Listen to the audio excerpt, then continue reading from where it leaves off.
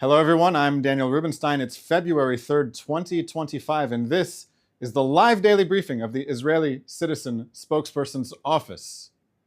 Israeli Prime Minister Benjamin Netanyahu is currently in Washington, where he will be having a very important meeting with President Trump. The topics that they will discuss are the future of Israel's war against Hamas, the future of Gaza, the fate of the hostages that Hamas has been holding for 486 days now, and a vision for a different Middle East. The United States and Israel have a shared goal. Hamas cannot be the government of Gaza. On October 7th, 2023, Hamas was the government of Gaza. It still is the government of Gaza. For the sake of peace, Hamas cannot be allowed to remain the government of Gaza. Gaza needs a new government that will make peace with Israel, not war with Israel. Hamas and UNRWA are educating the next generation of Gazans to pursue a forever war against Israel. Palestinian children in Gaza deserve to aspire to something other than martyrdom. If Hamas is in power, the children of Gaza will be taught that the best thing that they can do with their lives is to die fighting Israel.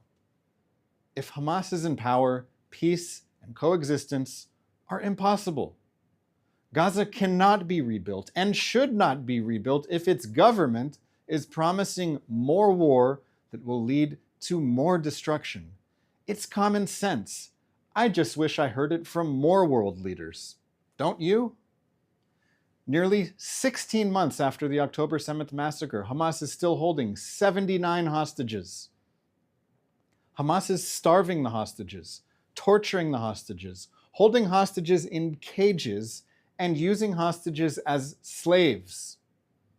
Hamas is holding the bodies of dead hostages. Israel has agreed to pay a high ransom in order to bring these hostages home.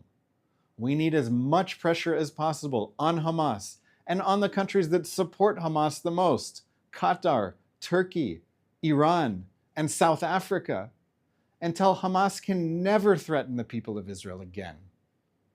How can life improve for the people of Gaza? President Trump has asked Egypt and Jordan to open their borders and welcome Palestinians in Gaza who lost their homes as a result of the war that the Hamas government waged against its neighbor Israel. Egypt and Jordan have said no. They don't want Hamas supporters on their territory. Other people are suggesting that Qatar provide housing in Doha for Palestinians who need a place to live. I think that Palestinians in Gaza should stay in Gaza and live in peace with Israel. Make peace. End all claims against Israel. Wars should end with peace. The problem is that most of the people of Gaza are demanding the right to move to what's now Israel. How do I know this? Well, I just went to the UNRWA website. It says that UNRWA has registered 1.58 million people in Gaza as refugees. This is not the number of internally displaced people from the current war. This is the number of refugees from 1948 and their descendants. 1.58 million people in Gaza believe that their true home is not Gaza. They believe that Gaza is their temporary home until they are able to liberate Palestine. There are around 2 million people in Gaza. This means that most of the people of Gaza believe that their real home is in what's now Israel. It is precisely for this reason that the October 7th massacre was exciting for the people of Gaza. The Hamas invasion of October 7th was the liberation of Palestine in practice. If the Palestinian people believed that the true home of Palestinians who live in Gaza is Gaza, that would be great. Gaza could become a prosperous state, living in peace with Israel. But that's not what Palestinians believe. Palestinians believe that the people in Gaza have the right to invade Israel. It's this idea that needs to die if everyone is going to have a better future.